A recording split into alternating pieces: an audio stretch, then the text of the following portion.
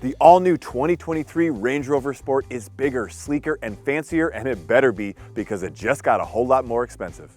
What's up, folks? I'm Dave Undercoffler, editor-in-chief of Autolist.com, a sister company to CarGurus. This third-generation Sport has been completely redesigned and now boasts a wide range of engine options, heaps of comfort and amenities inside, plus more space. But all of that comes at a cost. The base price on this new Sport is $14,000 higher than it used to be. So is that going to be a deal breaker when this is up against models like the Porsche Cayenne, BMW X5, and the Audi Q8? Let's go find out. But before we do, be sure to like and subscribe to this channel so you can get alerts on all of our future updates. All right, so let's take a look at the exterior of this new Range Rover Sport. The one we're testing today is the Dynamic SE, and that's the trim level that's right in the middle of the entire Range Rover Sport lineup. So it's got the mid-grade engine and then some amenities you're not going to find on the base model. This version starts at $90,000, and as you see here, it's about $100,000 all in. All right, so overall, Land Rover gave this generation a sleeker, more purposeful look, especially when you compare it to the larger Range Rover model that sits atop this in the lineup. You'll notice that these LED daytime lights are now thinner and a little more compressed than they used to be on the previous model. We also have optional pixel LED lights. Those are $600 for these headlights. The bumper has been reworked. It now sits a little bit higher than it used to, and then this lower fascia is a little more horizontally oriented than it used to be on the earlier generation. Moving to the side, the color of this model is called Eiger Gray. It's a $710 option. I really like it. I think it's worth the money. And then you have the $750 black package, which gives you these black mirror caps and some of this black trim. I don't love these vents, and I don't love that you're covering it in black. Makes the whole vehicle look a little cheap, so maybe skip that option. You'll notice down below we've got really large rims. Most Dynamic models will come with 21-inch alloy rims as standard. We've got optional 23-inch alloy wheels on our tester, and these are $2,200, and I'll tell you how they ride later. It's pretty interesting and not what you might expect for something that big. Moving down the side of the car, we've got these door handles which will mount flush when it is in motion. That's something a little bit like the Range Rover model on top of it. And in case you're wondering, this generation of Range Rover Sport has grown versus the previous version. Both the wheelbase and the length are now up by about 3 inches. And then at the back, this Range Rover Sport model sets itself apart from the higher-end Range Rover by using a horizontal taillight signature rather than the vertical setup on that Range Rover. I like the Range Rover setup a little bit more. This looks a little odd. This seems a little higher where this space seems a little bit too wide. Let me know in the comments below what you guys think. Otherwise, you've got this really large spoiler, which is then hiding a windshield wiper up there below it. All right, now to the powertrain. And remember, we're testing the Dynamic SE model. That's the mid-grade engine that Land Rover calls the P400. So it's an inline turbocharged 6-cylinder engine with a mild hybrid setup that makes 395 horsepower and 406 pound-feet of torque. It's paired with an 8-speed automatic transmission and all-wheel drive. And Land Rover says this version will do 0 to 60 in 5.4 seconds. In terms of fuel economy, the EPA rates this at 18 miles per gallon in the city, 26 miles per gallon on the highway, and 21 miles per gallon overall. But this isn't the only engine option you have in this new Sport, not by a long shot.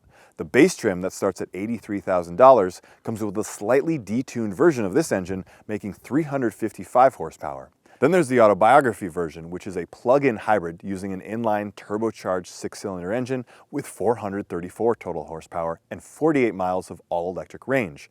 That version starts at about $104,000. Finally, for now, there's the first edition model with a 4.4-liter twin turbocharged V8 making 523 horsepower. And as if that's not enough choice, a fully electric version is due in 2024. All right, when it comes to the interior, I really like the inside of this Range Rover Sport. There are very few things that I would change. We'll get to those in a minute, but we'll start with the good stuff. You've got a 13.1-inch color touchscreen right here that handles all of the infotainment duties. I like this setup because the screen is nice and crisp, it's bright, it's responsive to your commands, and the processing speed is fairly quick. All of the menus or settings are pretty easy to find. The UI is not complicated, and that's a really nice feature. Moving to the instrument panel, this is a 13.7-inch color display. What's nice is it allows you to very easily customize the display. So I've got maps on one side and my trip computer on another side. You can move a lot of that around. You can have a full map view if you like. So that's pretty cool. I do wish it was a little easier to customize. You've got to use these buttons on the steering wheel, do a little hunting and pecking to go through a lot of different menus. But once you do, the screen is really nice to have all of that information at one glance. The rest of the cabin has a really nice layout. Everything is where you would expect it to be. It's easy to see all of the screens and all of the switchgear. The climate control, you do have physical buttons rather than touchscreen. That's nice. What does frustrate me is the way that Land Rover has this set up, and it's also like this on the larger Range Rover model, is that this adjusts the temperature for both the passenger and the driver. They each have their own controls. But then to adjust the fan speed, you've got to do this pulling, and then the fan speed comes up, and then you adjust it that way. If you want to turn on the heated seats, you got to push this. I just wish there were easier to find buttons right here. Another thing, this is a $100,000 Range Rover Sport, and it doesn't have cooled seats. Come on, guys, cool me off. For all of that money, that's a little frustrating. I will give Land Rover credit though. They have a physical volume knob. I love that. You know I hate the touchscreen stuff. And then over here is where you would adjust the different drive modes or off-road settings. Another nice thing about this Range Rover Sport is the materials used in the cabin and the comfort. These are 20-way power seats that's standard on all Range Rover Sport models. And then throughout the cabin, you've got really nice soft leathers everywhere you look, here on the dashboard and on the top here. And then another nice thing is that this is the Sport model, so it's not the traditional luxury. So instead of having wood trim throughout the cabin, you do have this nice sort of woven fabric. I like that. It's a good alternative to the more traditional wood. My only gripe about the materials are you have this gloss black used in the center console here. This shows dirt, it shows watermarks, smudges very easily. I do wish there was a different setup for that. In terms of storage, you've got a lot of places to put things. You've got cup holders right here, and then those actually slide out of the way. There's another storage compartment down below, and then in here, more storage inside. I also point out that you've got connectivity in this lower compartment. You've got a USB-C port and a USB-A. You've got another USB-C port kind of hidden back here, and there's more storage behind this console. And then under here, hidden, is a wireless smartphone charger. I like where that is. It's a nice, easy place to put your phone without losing it, and it keeps it out of the way. Couple of other goodies in this Range Rover Sport. You've got a really large panoramic roof. That's standard. I like that. And then we've got a technology package. It's about $1,800. It adds a camera-based rear view mirror and then a heads-up display. All right, now to the rear seats. And if you've seen our videos before, you know the drill. I put the front seat to where I would have it. So basically, I'm sitting behind myself. I'm 6'1", and I've got plenty of room, plenty of leg room, plenty of room for my knees and my head. If you compare it to the previous generation Range Rover Sport, you've got about an inch more legroom. You can thank the longer wheelbase for that. And then in terms of how it compares to the Audi Q8 or maybe the BMW X5, it's right about it in the middle in terms of headroom and legroom. One final note about the space back here. Normally a panoramic moonroof will sort of eat into the headspace. Not so here. You've got the best of both worlds. You've got this glass that really opens up the cabin, but then plenty of room for my head. You've also got some nice amenities back here that keep things comfortable. This is a power reclining seat. You have a manual sunshade right here, and then an armrest in the center with both a cup holder and a little bit of storage. And then down here, you've got 3-stage heated seats for both outboard passengers. You also have the ability to adjust the airflow that's coming out of the HVAC system. And then lower, you've got a pair of USB-C ports, a 12-volt plug, and then a household 110-volt outlet. When it comes to cargo space, you've got a good bit of room back here. 38 cubic feet with the seats folded up. They are power folding seats, so I just push a button. They will then fold, and then you get 72 cubic feet with them flat. That's down a little bit versus the previous generation of the Range Rover Sport, but it's still more than the Audi Q8 or the BMW X5.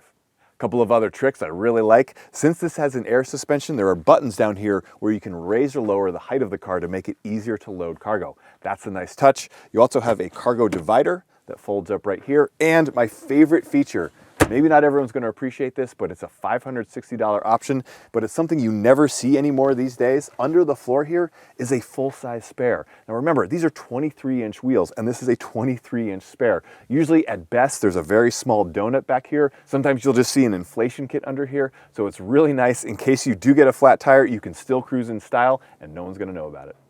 All right, now to driving dynamics. And the first thing I've got to point out about how this Range Rover Sport drives is the suspension setup and just how supple the ride is in this SUV. Now, remember, it has 23-inch alloy wheels. Usually when you throw 23-inch wheels on anything, the ride absolutely suffers. It murders the ride. It becomes really rough or really choppy. But Land Rover did an amazing job tuning this vehicle so that you've got the big rims, but also a great, really comfortable ride, even on the roughest of roads. So I'm loving that. Part of what makes that ride so supple is the fact that the chassis has been stiffened for this 3rd generation version, and it now rides on a new air suspension that is adaptable. So the setup is really accommodating to any situation you find yourself in.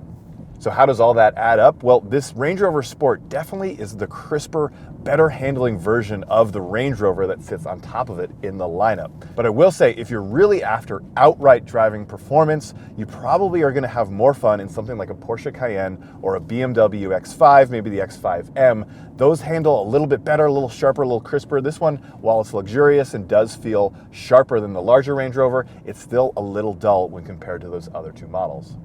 Part of that is due to the powertrain. And again, this is the P400, so that's the 395 horsepower turbocharged inline six. And it's certainly plenty of power for your daily driving. But when you really get on it, when you really step on the throttle, expecting some head-snapping acceleration, it's not quite there. It's fast, plenty for daily driving. But again, if you're looking for an outright performance version, this is more tuned for your sort of daily driver.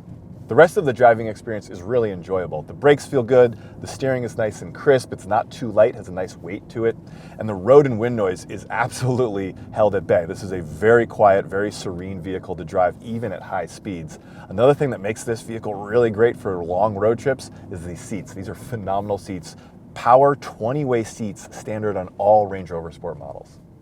Finally, in terms of visibility, this car is good, but it's not great. The A pillar right here and then the B pillar over my shoulder are both kind of thick, so that cuts into what you can see outside the car. And then looking in the back again, kind of a lower profile SUV, so harder to see that way. Now, where does this fall in terms of the competition? Again, I would put it up against the Porsche Cayenne, the BMW X5, and the Audi Q8. I would definitely choose this over the Audi Q8. I'm not particularly a fan of that vehicle. I don't think it does nearly as many things as well as this vehicle. This is probably your best all-around choice. If you're looking for something that balances luxury and comfort, this is probably the way to go. The BMW X5 is going to be a little cheaper, so if you do step up to a higher performance version, you're probably going to have more fun driving that one. Finally, when it comes to the Porsche Cayenne, look, it's a Porsche. It's going to be the best handling SUV of any of the models we're talking about. And what I like about the Cayenne is it doesn't sacrifice comfort for those driving dynamics. I will say that this Range Rover Sport is certainly more opulent, so if that's what you're after, aim for the Range Rover versus the Cayenne. In terms of safety, all Range Rover Sports come standard with automatic emergency braking, lane keep assist, adaptive cruise control with steering assist, blind spot monitoring with rear cross traffic alerts, front and rear parking aids, forward collision warnings, and a 3D surround view camera. All right, folks, there you have it, our review of the 2023 Range Rover Sport. Pros, well, it's got incredible levels of comfort and luxury, it's stylish inside and out, and it's got a wide variety of powertrain choices. Cons, well, it's much more expensive than it used to be. There's some tacky exterior trim pieces, and reliability may be an issue if you're in it for the long haul. So for reviews or listings of this Range Rover Sport or anything else you're shopping for, new or used, be sure to check out CarGurus.com. And if you have a car to sell, check out CarGurus' Sell My Car feature. You'll get offers sourced from our network of thousands of dealers nationwide, and if you choose one, a truck will come to you to pick up your car and you'll get paid. It's as easy as that. Thanks for watching, and before you go, be sure to like and subscribe to this channel so you can get alerts on all of our future updates. We'll see you out there.